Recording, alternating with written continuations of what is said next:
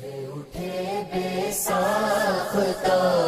سن کر فصیحان عرب، کہہ اٹھے بے ساختہ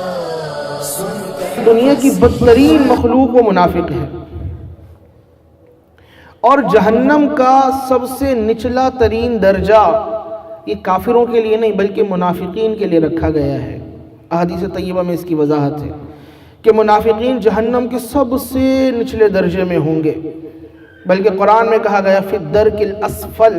سب سے نچلے مقام میں ہوں گے۔ منافق کون ہے؟ مسلمان جو دل میں تصدیق رکھتا ہے، زبان سے اقرار کرتا ہے، وہ مسلمان ہے۔ فقہ حنفی میں مسلمان یہ ایمان کی ہی تعریف کی جاتی ہے کہ تصدیق بالقلب و اقرار باللسان، کہ دل میں آپ کے تصدیق ہونی چاہیے اور زبان سے اقرار ہونا چاہیے، شہادتین۔ دوسرا درجہ کہ جو نہ دل سے تصدیق کرتا ہے نہ زبان سے اقرار کرتا ہے، وہ کافر ہے۔ اور پھر دنیا میں جو کفر میں جی رہے ہیں یہ مختلف مذاہب کے پیروکار ہیں، کوئی ہندو ہے، کوئی بدھ مت، کوئی جین مت، کوئی گرو نانک کا پیروکار ہے، بہت سے لوگ ہیں جو مختلف مذاہب کو ماننے والے ہیں، لیکن ان پر ایک ہی کلمہ یا ایک ہی لفظ صادق آتا ہے، کافر یا حالت کفر میں، کیونکہ ان کے دل میں تصدیق نہیں ہے ایمان کی اور زبان پر اقرار موجود نہیں ہے۔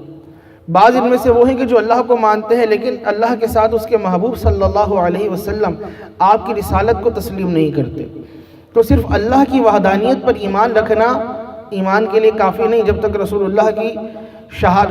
صلی اللہ علیہ وسلم کی رسالت کی شہادت کا انسان تحمل نہ کرے، یعنی زبان سے شہادت نہ دے،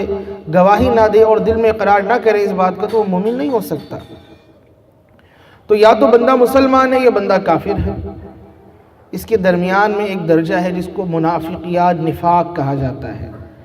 منافق اعتقادی طور پر اسے کہتے ہیں کہ جو دل میں ایمان نہیں رکھتا لیکن زبان سے وہ کلمہ پڑھتا ہے، تو یہ منافق اعتقادی کہلاتا ہے کہ اس کا عقیدہ اسلامی ہے ہی نہیں،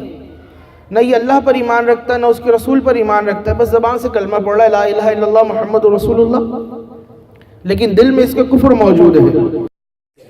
اٹھے بے ساختہ سن کر فصیح